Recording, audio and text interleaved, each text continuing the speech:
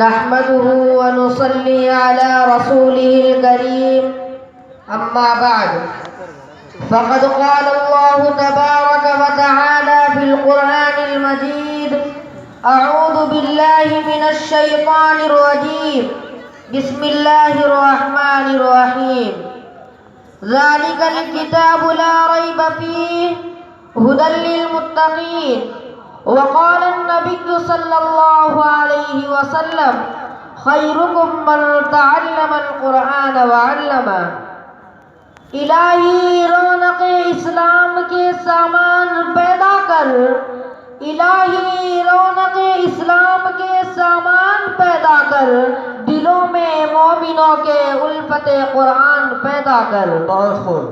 صدر محترم، اسٹیج پر رونق افروز بزرگان دین اور حاضرین جلسہ، آج کی اس محفل میں اور آج کے اس مبارک اجلاس میں میرا موضوع سخن دنیا کی سب سے پاکیزہ کتاب قرآن پاک ہے۔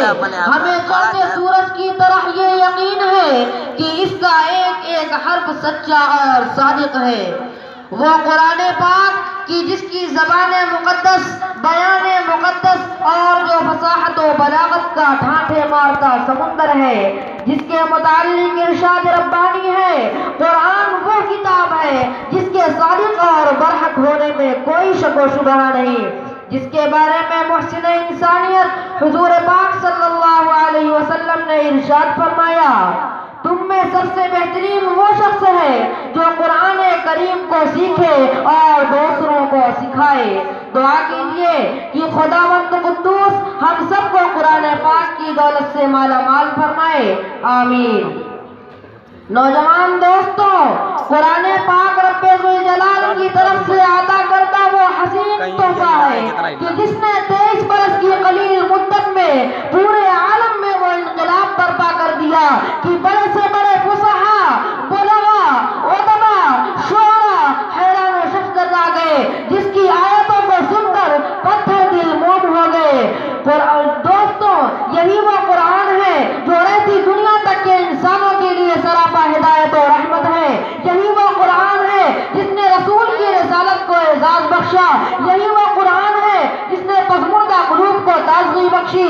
یہی وہ قرآن ہے جس کی برکت سے جنات و شیاطین کا آسمانوں پر جانا بند ہوا۔ ہاں، یہ وہی قرآن ہے جو سچائی اور امانت داری کا درس دیتا ہے۔ یہی وہ قرآن ہے جس کی بدولت عمر فاروق رضی اللہ عنہ کو ایمان نصیب ہوا۔ یہی وہ قرآن ہے جس نے ضلالت و گمراہی کی دلدل میں پھنسی ہوئی انسانیت کو رشد و ہدایت کا پیغام سنایا۔ یہی وہ قرآن ہے جس کی برکت سے اجڑے ہوئے چمن میں بہار پیدا ہوئی۔ بہت خوب۔ محترم حضرات، آج کے اس نازک دور میں حفظ کلام پاک کو فضول سمجھا جاتا ہے، اس کے الفاظ رکھنے کو حماقت بتلایا جاتا ہے، کہا جاتا ہے کہ اس کو رکھنا اور بے سمجھے پڑھنا سب بیکار ہے۔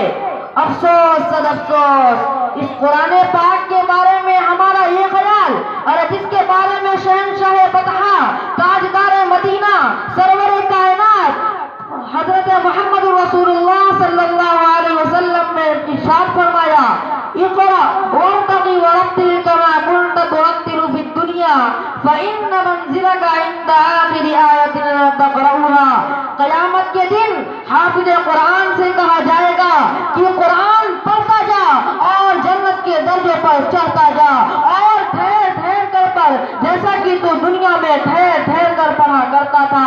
بس تیرا مقام اور ٹھکانہ وہی ہے جہاں آخری آیت پر پہنچے۔ یاد رکھو، یہ قرآن پاک دنیا کی سب سے بڑی نعمت ہے۔ یہ زمین و آسمان، چاند، سورج، ستارے کوئی اس نعمت کا مقابلہ نہیں کر سکتے۔